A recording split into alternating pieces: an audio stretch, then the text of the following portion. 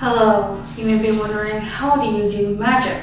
I'm here to explain how I personally do magic. I make sure to point out that this is a personal journey, a personal knowledge. You may go to someone else and may have a completely different thing to say. This is just what I've personally learned through my journey of being a witch. So, first, what is magic? From my understanding, it's a highly scientific method of being able to manipulate the world in ways that we don't understand yet. So basically, it's like magic is science we don't understand yet. And we are able to open our minds, open our hearts, and open our spirituality to the goals that we want in life, whether that be external or internal.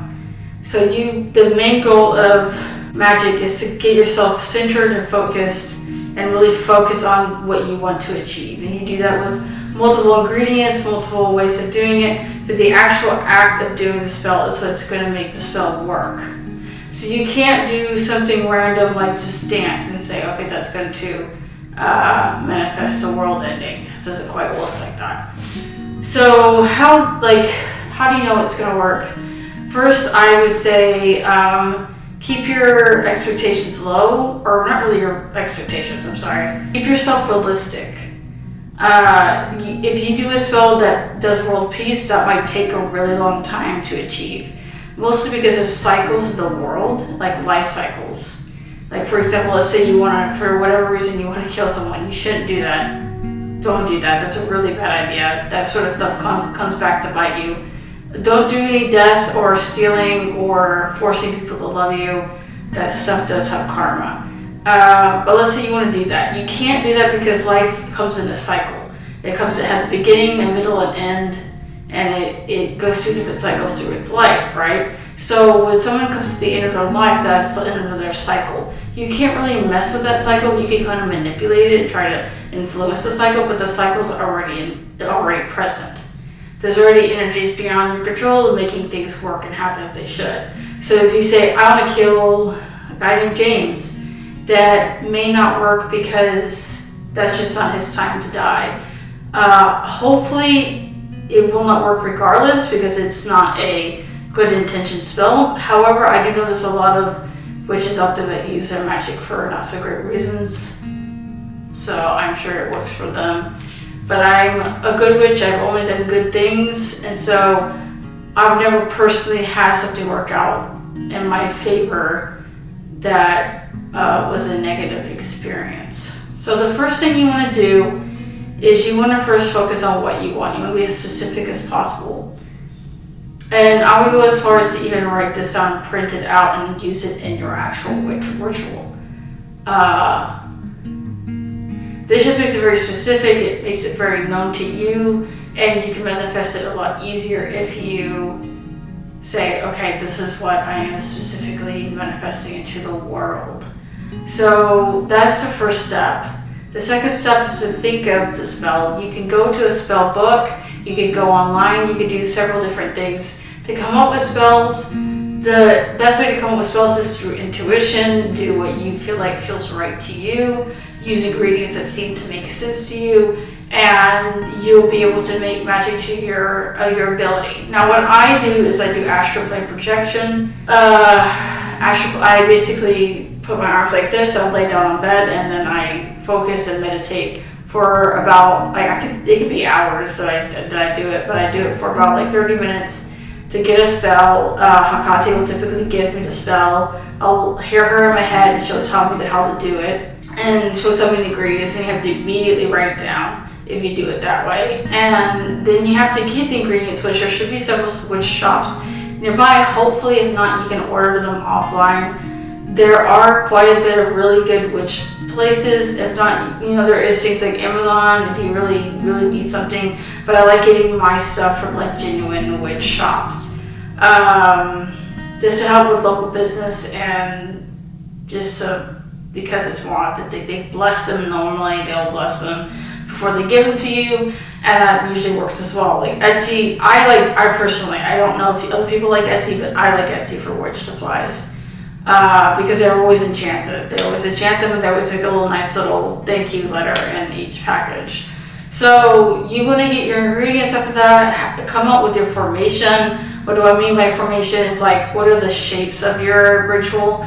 You could do an organic kind of random shape, but that'll do a specific thing to your spell.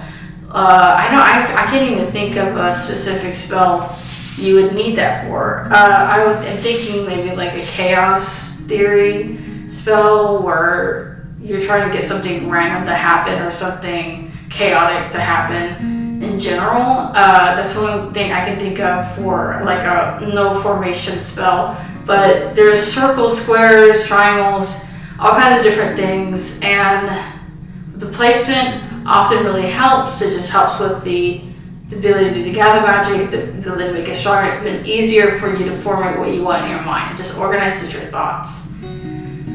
So once you have that, you come with the ingredients, you come up with the formation, and then you sit down, you do the spell. Do it at a time that you feel safe. Do it somewhere you feel safe. Some say that you have to have an altar. I don't know. I have personally never had to have an altar. That's just the way it's been for me. I most of the time I do it with altars though, so that's what it is. But sometimes I just kind of put it on a table, which I guess you would consider an altar. But I just kind of put it on the surface and then do the spell. Or sometimes I do it while I'm standing or whatever, and I don't have an altar in front of me. So there is that. And so people say you have to have one. I don't think you need one. There's not a specific way to do an altar. Just do something that makes you feel good. The better your altar is of making you feel good and you like looking at it, the better the altar is. There's not like a specific formation. If you see a specific formation online, they might be true, maybe, because you never know. But from my understanding, it's mostly a personal journey. So you really don't have to do like specific weird things with your altar, as far as I know. And so if you have a personal altar, just anime figures, that's your altar. I have Pokemon cards at my altar. I have more than one altar. I have like 3. So, and it works for me. It's worked for all my spells. So it just depends. So there's that. Then you want to figure out who you're working with. Hecate normally works with me. I don't know why. I know her through somebody that I know personally. That's how we met, is through the acquaintance. And she just likes to reach out when I do spells and has me do spells. Morgan's another one. I do follow Morgan. And I get her guidance from her a lot of the time. She comes and visits me quite a bit, and she also will give me some spells to work with. Now you might be wondering, well, you have deities that are actually coming up to you and telling you spells. Is that going to happen to me? Okay, so people have different opinions on this. Some people feel like they're special if the god comes up to them, or they did something very important, or they did a specific ritual or whatever.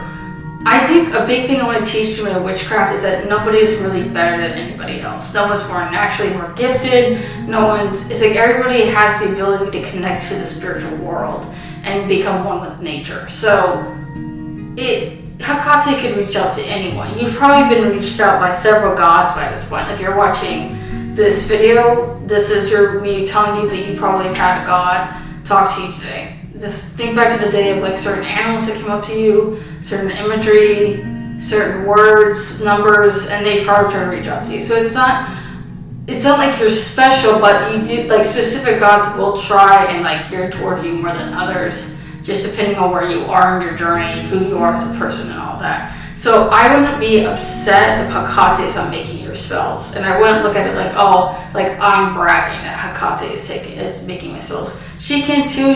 You can always just ask. You can ask through tarot cards. You can ask through Pendulum if you can get her guidance, and she'll guide you. The one thing I do say about getting guidance from the gods for your magic spells is to thank them in the spell. This is something I specifically do. You can thank them outside of the spell, but I typically do it during the spell. You'll probably see that in the spells on my channel where I will say thank you, Warren, or thank you, whoever, for being here and providing me help through this spell. It's just common courtesy. It's polite to do this.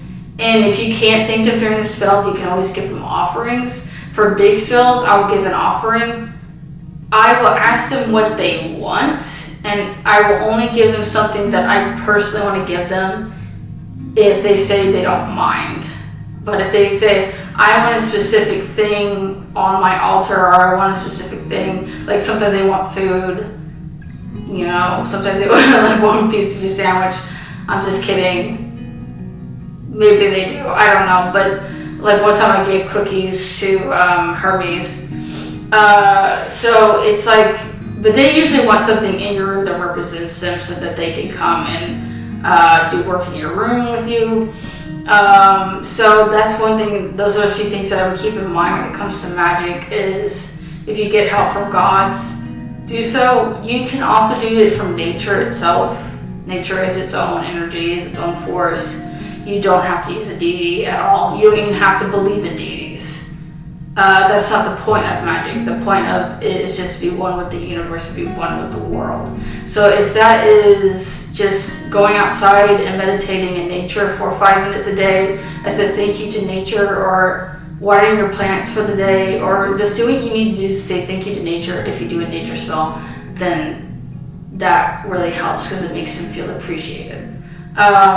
And then when you do the spell, you can try and protect yourself the best you can. The way that I do protect myself is I clear negative thoughts. Before I do the spell, I sit there and I think to myself, okay, just take everything away from me. Imagine the negative energy sweeping away from my body to be outside of the spell area that I'm at. That's what I do specifically, but people do multiple things. Some people do circles, some people do other things like that. I haven't personally had to. This might also be because I'm very, very, very close to certain gods, so I don't know if they just have the spell done for me beforehand, because sometimes they'll, like in their realm, or their reality, or their dimension, or whatever, they'll like do a little spell around your witchcraft area to help protect you. So that's often like spirits in the spirit realm and your realm that are both trying to do the spell. So that's for what I'm understanding.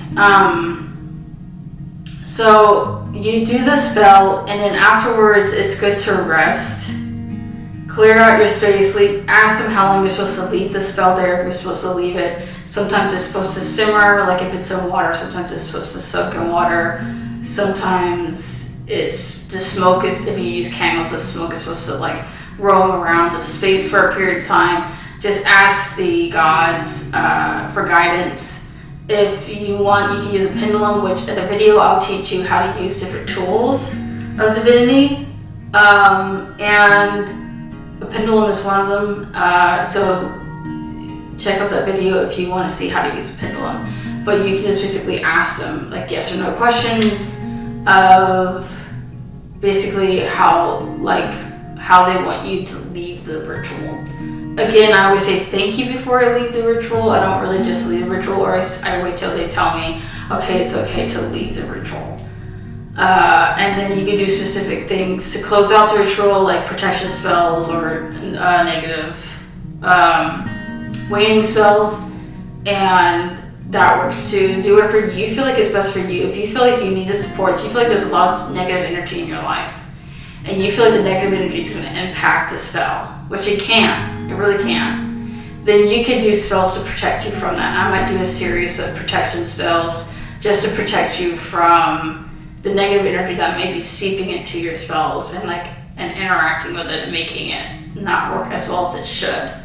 But that's usually due to mindset and due to your own clearance and your own space. So I have a lot of crystals, I have a lot of candles, I surround myself by stuff I love, so I'm surrounded by stuff like that so that I'm in a loving space when I do my spells. If you're in a really negative space, sometimes negative things can happen, so it's really good just to clear your head. And if you're in a really bad mood, try to get to a good mood before you do the spell, or if you do a spell that's like dispelling negative energy, let's say you have a lot of negative energy, you're trying to get rid of it, just like focus on the negative energy in your soul, and then do the spell, and then try to push it out as much as you can before you do like a bigger spell. That's my advice, because I've always had some like negative manifestations from just not being clear-headed, or it just doesn't work, or you attract negative individuals or what have you. But it mostly manifests from yourself. That's what I'm going to tell you. It's mostly manifests from yourself. So yeah, that's about a basic rundown of how to do magic. It, of course, gets a lot more complicated and detailed, but it's a beginner's guide. And usually if you just go based off intuition, you'll be able to do magic or do whatever you want to do with. Anyway, you don't really have to be an expert, but being an expert does help. Like, knowing information is knowing what everything means, knowing like all the ingredients, that helps a lot, but you don't have to. You can just your body can guide you towards specific things you want to do. Anyway, I hope that helps, and thank you.